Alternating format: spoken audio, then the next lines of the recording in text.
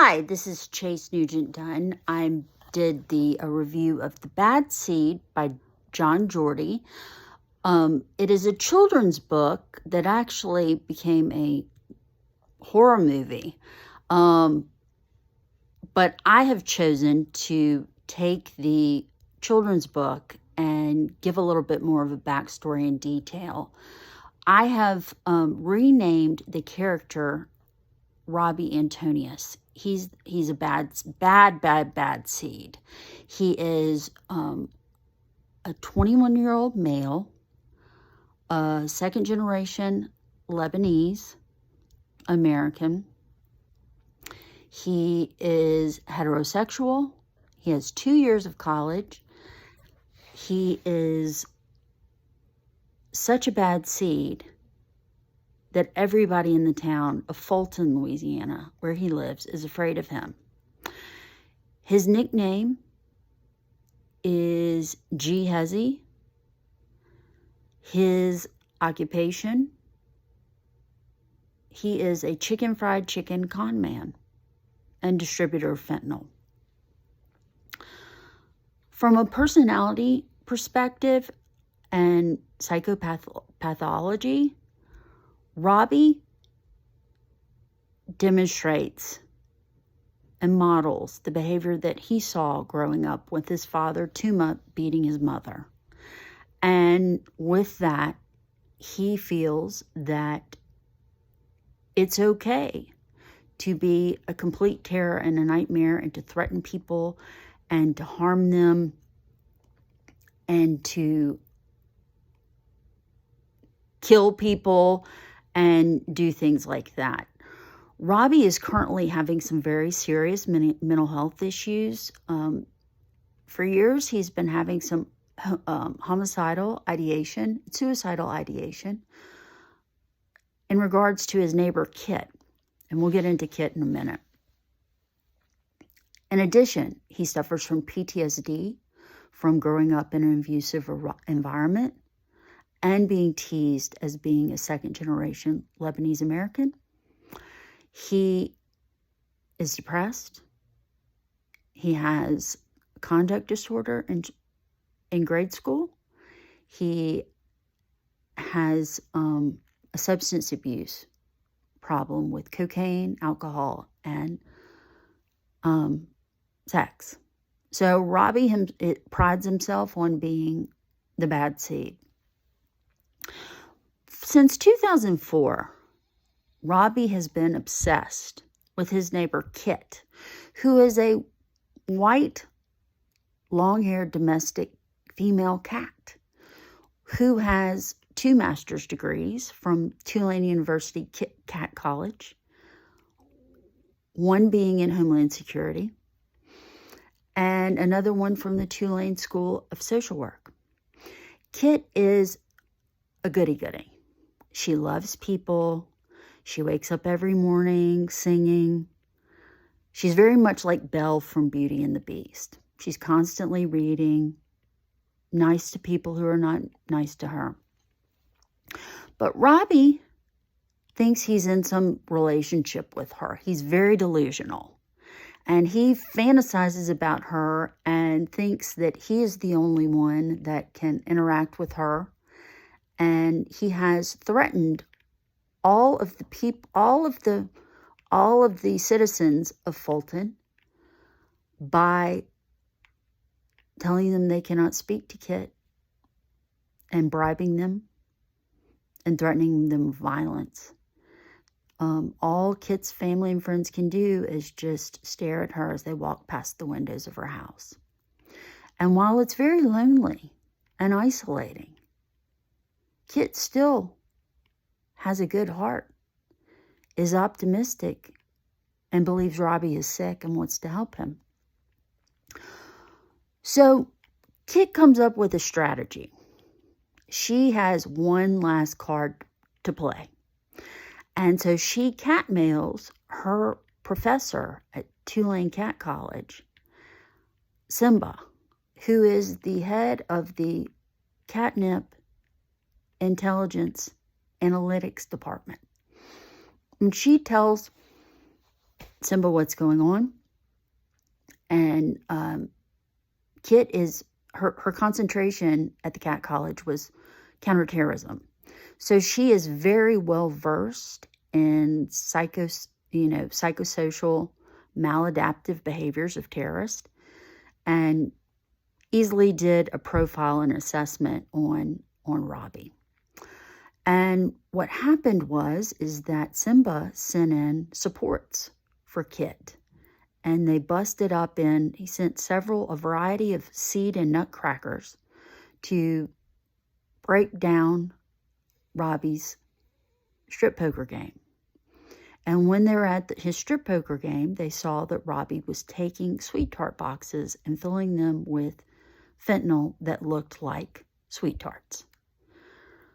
And upon being busted, Robbie held his head and said, "What do I have to do to make myself feel better?" Kit was free, out of her house, came over, said, "Robbie, I'm going to help you." She contacted Dr. Billy Goat, the psychiatrist of the town, and they decided it would be a wise idea to hospitalize Robbie and get him on some Invega and some Suboxone to stabilize his delusions, his homicidal and suicidal ideation, his obsessive compulsive disorder, and depression, and PTSD. And then also,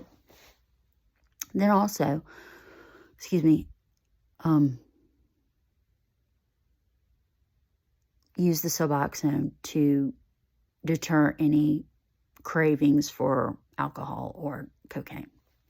So Robbie was in the hospital a couple of days. He stabilized. He was released into the care of his Uncle Nino, where he went to live, because it was discussed with Kit and the therapist in the hospital that since Robbie had such a tumultuous environment growing up, it would be best to get him into some social cognitive therapy and some reality therapy, because especially being Lebanese, it's a very daunting thing for people of Lebanese culture to go to get help.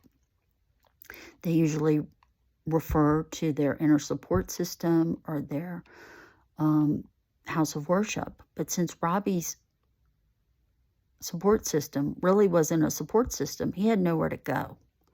He was crying for help. So using the tools of Bandura and reacting some role modeling of the Bobo the doll experiment, which we know dolls were given to children, and these children who lived in aggressive homes where people harmed each other, they beat each other with the dolls. And when they were exposed to the appropriate behaviors that modeled and followed, moral, behavioral, and cultural norms, it was then that these children replicated those behaviors because they were aware of their thoughts and their feelings and how they felt when they had positive exchanges with other people. Because when you are, previously, Robbie was just having negative exchanges with people because he was just exhibiting negative abusive behavior. He was up to no good. He said he was a bad seed. So doing that, the role play, and then also doing some very drilled down, personalized therapy tailored to Robbie's cultural identity. And Kit had a great amount of cultural competence studying counterterrorism and also living next door to Robbie and his family. So they did that, and they were able to build a bond and trust and work together in order to get him to feel better. In addition, Kit decided to use reality therapy because it was very important for Robbie to examine where he was right then, develop some goals of where he wanted to be, and create a plan with Kit through a trusting, open, therapeutic relationship to get him to those goals. While yes, his narrative, his past narrative, dark as it was, played a role in his existing reality, Kit told Robbie it was only if he it is what it is.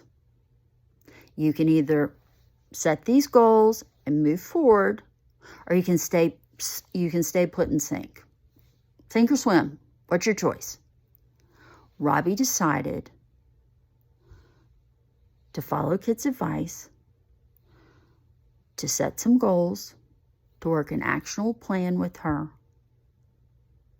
so he could move forward and get away from the toxicity, the negative behaviors, and start to replicate behaviors through role play with Kit so that he would experience good vibes. People change for two reasons, pleasure or pain. Robbie was experiencing a great deal of pain, and he was going to do anything he could to get out of that pain. So that's one reason why the reality therapy theory was so applicable, because it's all about the here and the now. It's not really about yesterday. It's about today. So through that,